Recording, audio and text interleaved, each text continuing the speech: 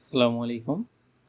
আ গত পর্বে আমরা দেখছিলাম যে কিভাবে আ আ হচ্ছে ANSYS Fluent এ কোনো একটা সেটআপ রেডি করতে হয় এবং সেটাকে ড্রয়িং করা থেকে মেশ করা এবং সেটাকে বিভিন্ন বাউন্ডারি কন্ডিশন এড করে সেটাকে কিভাবে ক্যালকুলেশন করতে হয় সেটা আমরা গত পর্বে দেখেছিলাম।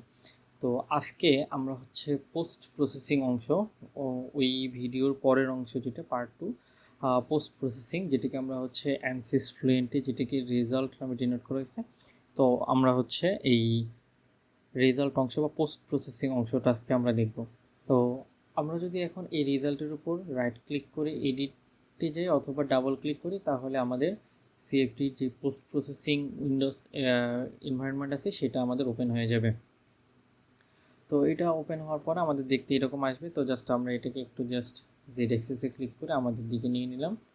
ওকে, এখন এইখানে আমরা কি করব, এখানে বেসিক্যালি আমরা দেখব যে কালার প্রোফাইলগুলো কেমন হতে পারে, দেন গ্রাফ চার্ট কীভাবে আনতে হয়, কীভাবে অ্যানিমেশন দিতে হয়। তো আমরা এই জিনিসগুলো আজকে এখানে দেখব।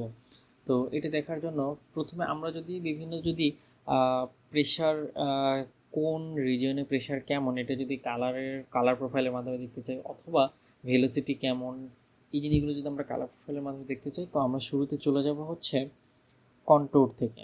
তো আমরা এই যে এই লাইনের এইখানে আমরা এখানে দেখতে পাচ্ছি এখানে কন্ট্রোর আছে। তো এখানে যদি ক্লিক করি তো এখানে জাস্ট কন্ট্রোল 1 আসলো। তো আমরা জাস্ট সিম্পলি যে কোনো একটা নাম দিতে পারি। তো এখানে দিলাম যে কোনো একটা নাম, না দিলেও আপাতত না এইভাবে থাক, জাস্ট ওকে করে দিলাম।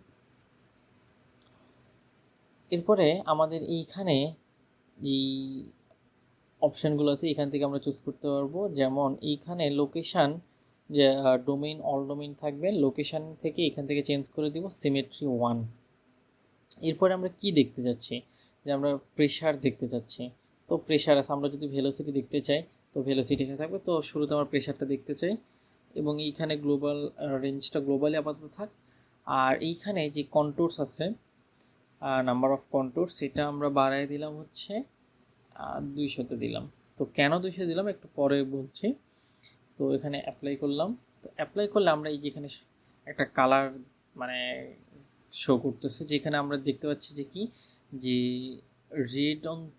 রেড এরিয়াটা প্রেশার অনেক বেশি, আর যে ব্লু এরিয়াটা সেখানে প্রেশার অনেক কম। তো নর্মালি অ্যারোফয়েলে যেটা হয় সেটা নিচের দিকে প্রেশারটা বেশি, উপরের দিকে প্রেশার কম। বাট এটা যেহেতু অ্যাকচুয়াল অ্যারোফয়েল না, তো এই জন্য আর কি আমরা জাস্ট এইখানটাতে আমাদের প্রেশারটা বেশি এবং উপরে এবং নিচের দিকে প্রেশারটা কম। তো একইভাবে এইখান থেকে আমরা যদি ভেলোসিটি, প্রেশারের জায়গায় ভেলোসিটি সিলেক্ট করি এবং দেন অ্যাপ্লাই করি তাহলে আমরা এখান থেকে ভেলোসিটি দেখতে পাবো যে ভেলোসিটির প্রোফাইলটা কেমন। যেমন আমরা যদি দেখি যে এই রিজিয়নে ভেলোসিটিটা বেশি, এইদিকে ভেলোসিটি বেশি, বাট এই জায়গাগুলোতে ভেলোসিটি কম। তো আমরা এখান থেকে ইজিলি দেখতে পারতেছি। তো একইভাবে এখান থেকে আমরা এইগুলো দেখতে পারলাম। তো এইখানে নাম্বার যে 200 দিলাম এটার কারণটা কি? এটার কারণটা যে আমি যদি সাপোজ এখানে 10 দিই তাহলে কি হচ্ছে একটু দেখাই, যে এই যে কালারগুলো স্মুথ হয় না, এগুলো আর কি মানে একদম র্যাপিডলি চেঞ্জ হয়ে যায়।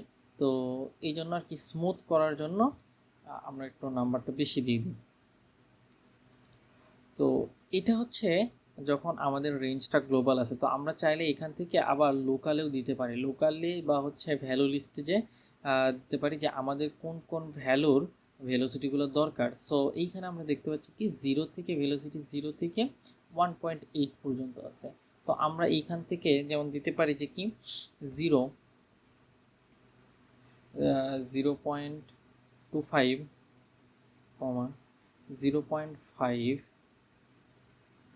0.75, 1, 1.25, 1.5, 1.75 এবং 2। এটা দিয়ে যদি আমরা অ্যাপ্লাই দিই তাহলে আমাদের যে এই যে জাস্ট এই পয়েন্টগুলোতে আমাদের ভেলোসিটিগুলো কোথায় আছে সেই জিনিসগুলো আমরা দেখতে পাবো। এখন এই ভেলোসিটি নিচে যে কন্ট্রোল 1 লেখা আছে, এই কন্ট্রোল 1 লেখাটা যদি আমরা মুছে দিতে চাই তাহলে আমরা চলে যাব ডিফল্ট লেজেন্ড ভিউ 1, এখানে ডাবল ক্লিক করলাম, আর ডাবল ক্লিক করার পরে টাইটেল মোড, এখান থেকে আমরা শুধুমাত্র ভ্যারিয়েবল দিয়ে দিব। তো দেন জাস্ট অ্যাপ্লাই। তো এই জিনিসটাকে আমরা যদি এক্স ওয়াই পজিশনে লেফটে না নিয়ে এটা যদি আমরা সেন্টারে দিতে পারি, এটা এরকম হয়ে যাবে।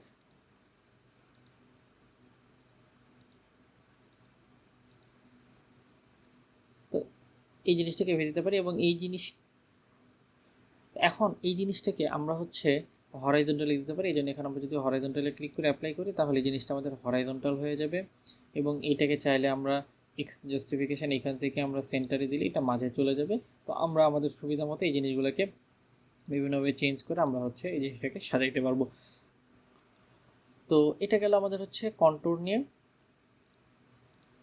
তো এরপরে আমরা হচ্ছে স্ট্রিমলাইন দেখতে পারি যে কিভাবে এই এক্সপেরিমেন্টে স্ট্রিমলাইন জেনারেট হচ্ছে। তো স্ট্রিমলাইন জেনারেট করার জন্য আমরা হচ্ছে কন্ট্রোলের পাশে স্ট্রিমলাইন আছে, এখানে যে ওকে করে দিলাম, এবং এইখান থেকে আমাদের জাস্ট এডিট করে দিতে হবে যে অল ডোমেন, এটা ডোমেন অল ডোমেনে থাকবে, স্টার্ট ফ্রম এটা দিয়ে দিব আমরা হচ্ছে ইনলেট, এবং এইখানে নাম্বার অফ পয়েন্টস দিয়ে দিলাম, আপাতত 50 দিলাম, দেন অ্যাপ্লাই। তো এইখানে কিন্তু কিছু দেখা যাচ্ছে না। তো দেখা না যাওয়ার কারণটা হচ্ছে এই যে এই সাইড আমাদের কন্ট্রোল কিন্তু অন হয়ে আছে, তো এটাকে জাস্ট আমরা আনটিক করে দিলাম। তো এই যে এখন আমরা দেখতে পাচ্ছি এইখানে কিন্তু স্ট্রিম লাইনগুলো আমরা দেখতে পাচ্ছি যে কীভাবে এইখানে স্ট্রিম লাইন জেনারেট হয়েছে, যে এইখান থেকে সেইভাবে চলে গেছে, এখান থেকে সেইভাবে চলে গেছে, তো এখানে স্ট্রিম লাইন জেনারেট। তো আমরা যদি এখানে নাম্বারটা আরও বাড়ায় দিই, সাপোজ এইখানে যদি আমরা 100 দিই তাহলে এই নাম্বারগুলো এখানে বেশি হয়ে যাচ্ছে। তো এখান থেকে আমরা ভেলোসিটিটা দেখতে পারবো। ওকে, তো এরপরে আমাদের আর একটা আছে হচ্ছে ভেক্টর। ভেক্টর আমরা চাইলে দেখতে পারি। তো ভেক্টর দেখার জন্য আমরা কি করব, তো আচ্ছা এটা অফ করে দিছি, জাস্ট এই স্ট্রিমলাইন এটা আনটিক করে দিলে জাস্ট অফ অন হয়ে যাবে।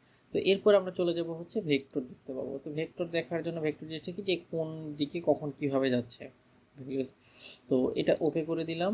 দেন একইভাবে লোকেশান এখানে সিমেট্রি 1, দেন এটা যা ছিল ডিফল্ট হিসেবে তাই থাকবে, যে ওকে করে দিলাম। তো এইখানে আমরা দেখতে পাচ্ছি যে এইখানে আমাদের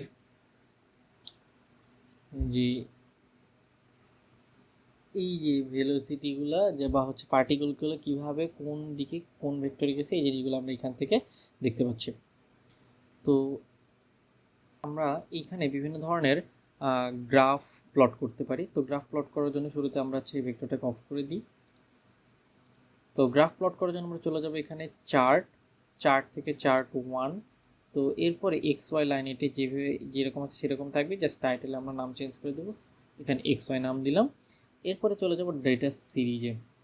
তো ডেটা সিরিজে আমাদের লোকেশান দিতে হবে যে আমরা কোন জায়গাটুকুতে আমরা হচ্ছে গ্রাফটা দেখতে চাই, বা কোন জায়গার ডেটা নিয়ে আমরা হচ্ছে গ্রাফটা প্লট করতে চাই। তো আমরা যদি এখানে ক্লিক করি তাহলে এখানে কিন্তু শুধুমাত্র স্ট্রিম লাইনে, তো আমরা স্ট্রিম লাইনে কিন্তু গ্রাফ প্লট করব না, আমরা গ্রাফ প্লট করব যে যদি আমরা দেখি যে এই জায়গা থেকে এই লাইন বরাবর যদি আমরা এই লাইনে ভেলোসিটিটা কত, আমরা যদি সেইটার গ্রাফটা প্লট করতে চাই, যে এইখান থেকে আমরা যত উপরে উঠবো ভেলোসিটিটা কত হচ্ছে সেটা যদি আমরা প্লট করতে চাই, তাহলে আমাদের কি করতে হবে, এইখান থেকে এই বরাবর একটা কি নিতে হবে, যে লাইন নিতে হবে।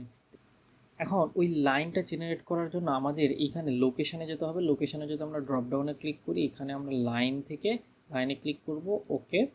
এখন আমাদের এই যে 2 পয়েন্টস আছে, এখানে আমাদের পয়েন্ট দুইটা ডিফাইন করে দিতে হবে। তো আমরা যদি একটু দেখি যে এই পয়েন্টটা কত, আসলে পয়েন্ট 1কে যদি আমরা এইটাকে ধরি তাহলে আমাদের এই জায়গাটুকুতে এইখানে যদি আমরা ক্লিক করি, বা হচ্ছে আমরা যদি একটু মাপি যে এইখান থেকে এই জায়গাটুকুর দূরত্ব ছিল হচ্ছে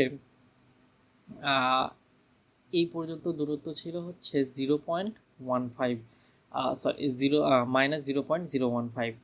তো আমাদের এটা একটু জাস্ট একটু ইয়ে করতে হতো, এখানে কি -0.015, আর এটা ছিল হচ্ছে 0.15, আর জেড অ্যাক্সিসে আমাদের কিন্তু কোনো মান নাই, এই জন্য এটাকে আমাদের 0 দিতে হবে। তো আমি এইখানে কেন ক্লিক করছিলাম, তো এখানে ক্লিক করলে কী হবে, আমাদের অ্যাপ্রক্সিমেট একটা চলে আসবে ভ্যালু।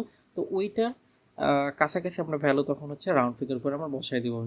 মানে আমাদের যদি ডায়াগ্রামের বা আমাদের যেই ড্রয়িংয়ের যদি ডাইমেনশনটা মনে না থাকে। তো একইভাবে ফিগার পয়েন্ট টুতে এখানে ক্লিক করার পর আমরা যদি এইখানে আবার ক্লিক করি, তো সেম এইখানে দেখতে পাবো কীভাবে এটা হচ্ছে -0.015, এবং একইভাবে এটাও -0.015, আর এটা জেড অ্যাক্সিসে কিছুটা, এই জন্য আমাদের এখানে পুরোটাই 0। তো এখন আমরা যদি অ্যাপ্লাই করি তাহলে আমরা দেখতে পাবো যে এইখানে সুন্দর করে একটা লাইন চলে আসছে। তো এখন যদি লাইন চলে আসছে, এখন সেমভাবে আবার আমরা চার্টে যাব, চার্ট 1, দেন টাইটেলে এখানে XY দিলাম,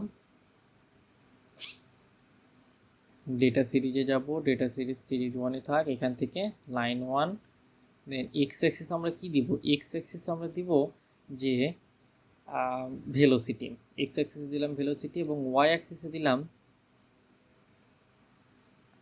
ওয়াই, মানে আমাদের ওয়াই অ্যাক্সিসে এরকমভাবে কতটুকু উপরে যাচ্ছে এবং সেই রেসপেক্টিভ ভেলোসিটি কত সেটা আমরা দেখতে পাবো। এখন আমরা যদি এখানে অ্যাপ্লাই করে দিই তাহলে আমরা দেখতে পাচ্ছি যে এইখানে একরকম গ্রাফ জেনারেট হয়ে গেছে।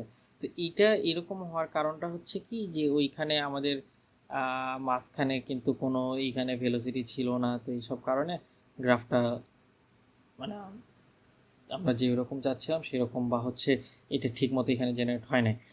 তো জাস্ট আমি এখানে দেখালাম যে কিভাবে গ্রাফটা জেনারেট করতে হয়। তো এখন যে কোনো